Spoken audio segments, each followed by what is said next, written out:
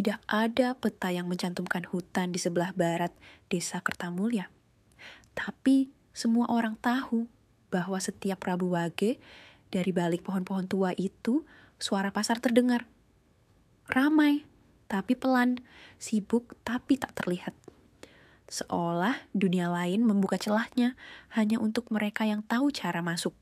Rendra, pemuda perantauan yang bekerja sebagai kurir paket, mendengar bisik-bisik tentang pasar hari Rabu dari pelanggan tua yang memberinya amplop berisi uang yang terlalu banyak.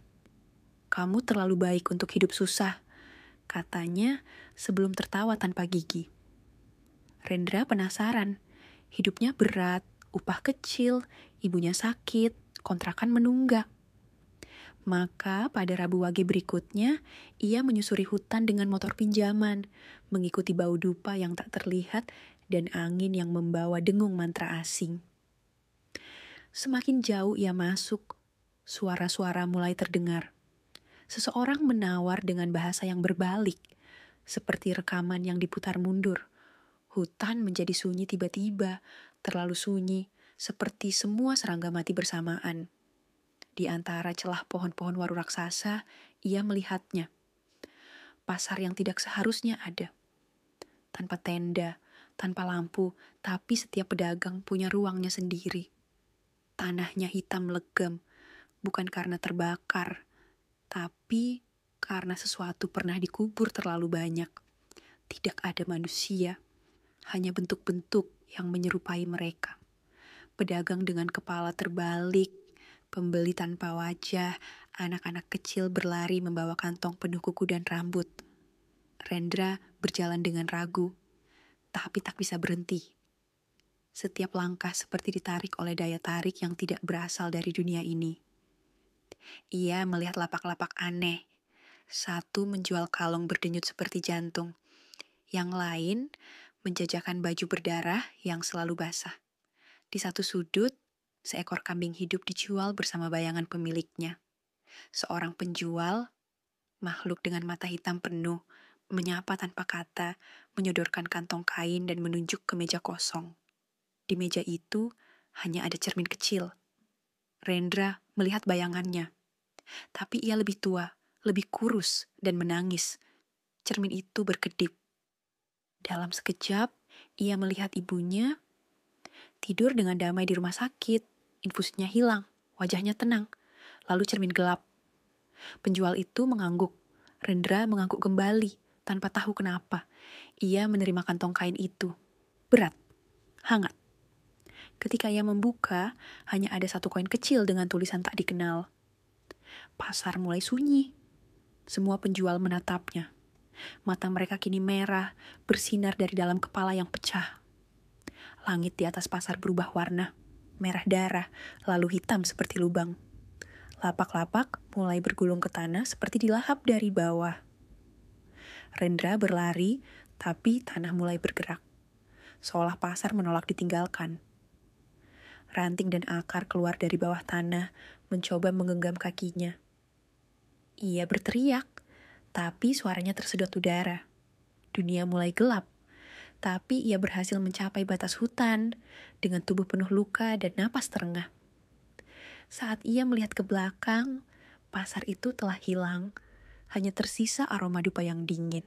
Dan sepotong kertas lusuh tergantung di dahan terdekat. Di kertas itu tertulis, "Yang sudah melihat tak akan pernah lupa." Ia pulang mencoba melupakan. Tapi malam itu ibunya menelepon. Suaranya sehat, bahagia. "Terima kasih ya, Nak. Ibu udah gak sakit lagi." Rendra menatap tangannya dan sadar bayangannya tidak menirukan gerak tubuhnya lagi. Sejak malam ia pulang dari hutan itu, hidup Rendra tak lagi sama. Ibunya benar-benar sembuh. Seperti tak pernah sakit seumur hidupnya. Rumah kontrakannya tiba-tiba dibayar lunas oleh seseorang yang tak dikenal. Rekeningnya penuh, meski ia tak merasa pernah menerima transfer. Tapi semua itu tidak datang tanpa suara. Tiap malam, ketika jam menunjuk pukul 2.03, dunia di sekitarnya membeku. Waktu tidak berhenti, tapi terasa seperti mengelupas. Dinding kamar berdenyut perlahan, seperti paru-paru raksasa yang menyembunyikan sesuatu. Cermin di kamar mandinya kini tidak memantulkan bayangan yang sama. Kadang ia melihat dirinya tidur. Kadang ia melihat sosok lain berdiri di balik bahunya. Ia mencoba membuang koin dari kantong yang ia terima di pasar. Tapi setiap pagi, koin itu kembali. Di bawah bantal, di dalam gelas, bahkan di balik matanya saat ia berkedip. Wajahnya mulai berubah dalam foto-foto. Senyumnya tampak lebih tajam, matanya semakin hitam. Ia berhenti berkaca. Tapi bayangannya tetap muncul. Di layar laptop, di kaca helm, di air panci. Semakin hari, suara-suara dari pasar itu kembali menghantuinya. Suara tawa yang diputar mundur. Suara langkah-langkah lumpur melewati ubin rumahnya saat dini hari. Suara anak kecil menangis dari lemari baju. Ia menyalakan semua lampu. Tapi setiap malam, salah satu lampu pasti padam sendiri. Bayangan dalam rumahnya tak pernah sesuai dengan arah cahaya. Kadang bayangan itu bergerak. Bahkan saat tubuhnya diam. Ia menonton TV, tapi acara-acara berubah jadi rekaman dirinya sendiri. Dalam satu rekaman, ia terlihat sedang tidur. Sementara sosok bertudung duduk di sampingnya, mengelus kepalanya dengan kuku hitam panjang. Rendra mencoba menceritakan semua ini ke teman kerja, tapi temannya hanya menatap kosong. Lalu berkata, "Rendra siapa?" Ia terdiam. Semua kontak di ponselnya menghilang. Nomor-nomor berubah jadi simbol. Setiap orang yang ia hubungi, suaranya seperti suara sendiri. Ia mencoba keluar kota, tapi jalanan memutar. Kota berubah menjadi desa. Desa berubah menjadi jalan setapak yang dipenuhi pohon waru. Rendra sadar. Ia sudah berada dalam versi baru dunia ini. Versi yang telah disentuh oleh pasar. Di dalam kulkas, makanan berubah menjadi bungkusan tanah basah dan rambut manusia. Di satu malam yang lebih sunyi dari biasanya, suara ketukan terdengar dari luar jendela. Saat ia buka, tidak ada siapa-siapa. Hanya secari kain berdarah dengan tulisan, "Bayaran belum lengkap." Ia kembali ke dalam, namun rumahnya bukan rumah yang sama. Semua perabot telah berubah menjadi gerobak-gerobak pasar. Di ujung lorong rumahnya, berdiri lapak dengan nama yang tertulis dari darah, Lapak Rendra. Di atas meja lapaknya, hanya ada satu benda, jantung yang masih berdetak, milik seseorang yang sangat dikenalnya. Ibunya menelepon lagi. Kali ini, suaranya gemetar. "Rendra, kamu di mana, Nak? Kenapa ibu mimpi kamu bawa pisau besar?" Rendra menjerit, tapi suaranya terdengar seperti suara lain, berat, tua, dan berasal dari bawah tanah. Ia mencoba membakar semua barang dari pasar, tapi api tak mau menyala. Bahkan korek api kini hanya memunculkan suara tawa. Rumahnya semakin gelap. Dan saat jam menunjuk 2.03, rumahnya bukan lagi tempat tinggal, tapi lorong panjang menuju pasar yang tak bisa ditinggalkan 2 kali. Tidak ada lagi siang, tidak ada lagi malam. Hanya waktu yang berputar mundur, lalu diam, lalu mengulang suara tangis dari masa yang belum pernah terjadi. Rendra duduk di tengah kamar yang berubah bentuk seperti tubuh busuk yang terus bernafas. Dinding-dinding rumahnya kini berdetak seperti daging, mengeluarkan napas pelan dengan aroma dupa dan darah beku. Di cermin, ia melihat dirinya menjadi sosok yang lain, lebih tinggi, lebih kurus, matanya cekung, dan bibirnya terus-menerus tersenyum meski wajahnya menangis. Setiap bayangan kini bicara, meski tak memiliki mulut. "Tukang," kata bayangannya dalam pantulan, "bukan pembeli." Rendra mulai menyadari satu hal mengerikan. Ia bukan lagi pengunjung pasar itu. Ia telah menjadi bagian dari strukturnya. Ia adalah salah satu makhluk yang dulu dilihatnya. Penjaga, penjajah, penghubung. Rumahnya telah menjadi lapak. Dan ibunya adalah tawaran pertama yang ia serahkan tanpa sadar saat menerima kantong kain itu. Ia mencoba mencari jalan keluar dengan menggali tanah di ruang tamunya. Tapi tanah itu tidak berujung. Ia menggali berjam-jam hingga jarinya berdarah. Di kedalaman 4 meter, ia menemukan papan kayu dan di bawahnya ada dirinya sendiri sedang tidur. Tubuhnya yang lain tersenyum, lalu membuka mata. Sekarang giliranmu, ucap suara dari tanah meski tak ada yang bicara. Dunia mulai terbalik. Dapur berpindah ke langit-langit. Lemari masuk ke lantai. Di satu titik, semua pintu rumah mengarah ke pasar itu. Tak ada lagi ruang pribadi. Tak ada lagi batas antara hidup dan jual beli. Ia menyusuri lorong yang dulu adalah kamar mandi. Tapi kini menjadi pasar gelap. Para pedagang menatapnya dan menunduk. Satu demi satu membuka dagangan mereka. Di meja pertama, tawa seorang anak kecil yang terperangkap dalam botol kaca. Di meja kedua, lidah manusia yang terus bergerak membaca mantra dari kitab yang hangus. Di meja ketiga, matanya sendiri melayang dalam larutan kental, menatapnya tajam. Kamu harus bayar dengan tubuhmu, atau kamu akan menjual tubuh orang lain. Bisik makhluk berkulit tembaga yang berdiri tanpa kepala. Rendra menjerit, tapi ceritanya berbentuk uap putih yang langsung dijual oleh pedagang terdekat. Ia melihat label pada toples. Sakit jiwa, grade A. Waktu tak lagi berjalan lurus. Ia berdiri di pasar, tapi juga tidur di kasur. Ia menjual mimpi, tapi juga membeli mimpi buruk orang lain. Ia melihat dirinya sendiri, duduk di lapak, menawarkan cermin yang dulu ia lihat. Di dalam cermin itu, kini tergambar wajah baru, seorang perempuan muda yang tersesat di hutan, sedang melihat ke arah pasar.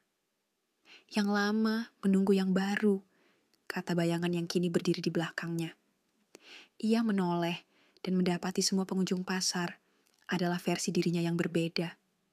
Muda, tua, mati, hidup, gila, kosong. Ia telah menjadi semua kemungkinan dirinya sendiri. Dan semua kemungkinan itu adalah penjaga pasar.